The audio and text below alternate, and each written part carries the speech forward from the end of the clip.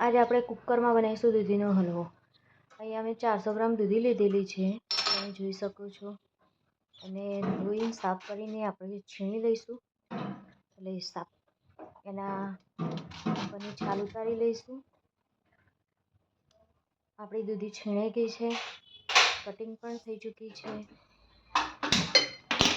હવે આપણે કુકર બનાવીશું. આપણે ધોઈ લીધેલી છે 400 ગ્રામ દૂધી છે. જે સાઈઝના ટુકડા રાખવા હોય એના સાઈઝના તમે રાખી શકો છો.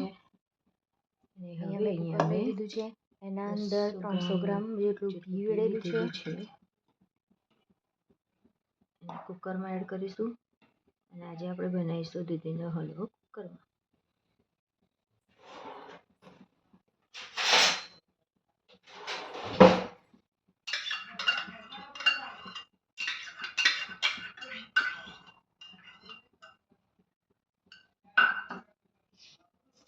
અહીંયા ઘી ગરમ થઈ જાય એટલે આપણે એના અંદર દૂધી એડ કરીશું. અહીંયા આપણું ઘી ગરમ થઈ ચૂક્યું છે. હવે એના અંદર દૂધી એડ કરીશું. તમે પાણી પણ લઈશું. દૂધી ધોઈ સાફ કરેલી મોઇસ્ચર વધારે હોય છે એટલે થોડું પાણી લેવાનું. અહીંયા મેં આને સરસ મિક્સ કરી લઈશું. હળવા દઈશું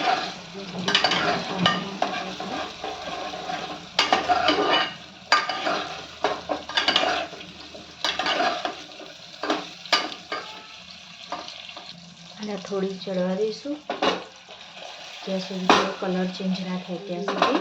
થઈ ચૂકી છે, કલર ચેન્જ થઈ ગયો છે, થોડી થોડી સળવાઈ ગઈ છે, તમે જોઈ શકો છો. હવે આના અંદર આપણે વેડીશું દૂધ. અહીંયા ડાયરેક્ટ દૂધ વેડી ગેસ ધીમો કરીને વેડવાનું. અહીંયા મેં લીધેલું છે એક વાટકી દૂધ. આ વાટકી દૂધ 200 ગ્રામની વાટકી નાખવાનું. અહીંયા 150 ગ્રામ જેટલું દૂધ લીધેલું છે.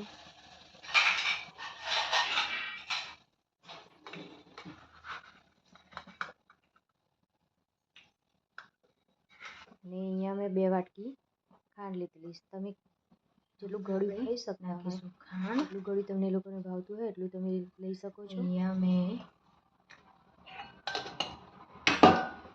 50 ગ્રામ જેટલી ખાંડ લીધેલી છે. સરસ મિક્સ કરી દઈશું ખાંડ.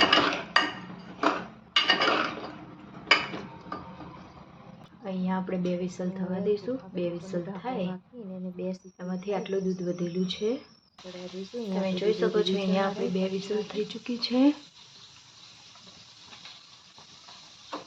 હવે આપણે ગેસ બંધ કરી દઈશું. હવે આપણે કુકર ઠંડુ થઈ જાય ત્યાં સુધી રાહ જોઈશું. 10 મિનિટ સુધી આપણે ગેસ બંધ કરી લઈશું. વિસલ થઈ ચૂકી છે, તમે જોઈ શકો છો. હવે આપણે આને મેશરથી મેશ કરી લઈશું. તમે જોઈ શકો છો, મેશ કરું છું.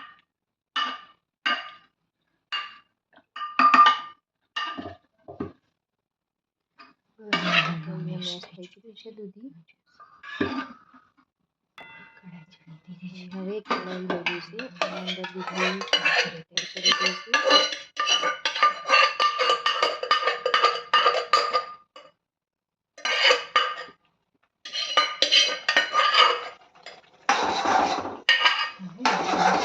હવે એને સરસ ઘી જ્યાં સુધી આપણું રિલીઝ ના થાય ત્યાં સુધી એને દઈશું.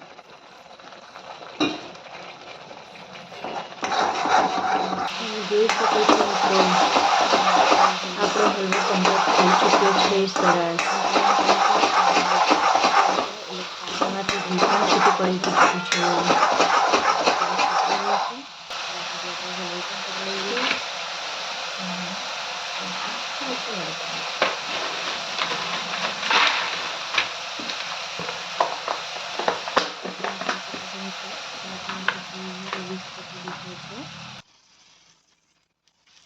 અને હવે અંદર આપણે કાજુ બદામ એડ કરીશું કાપડેલા.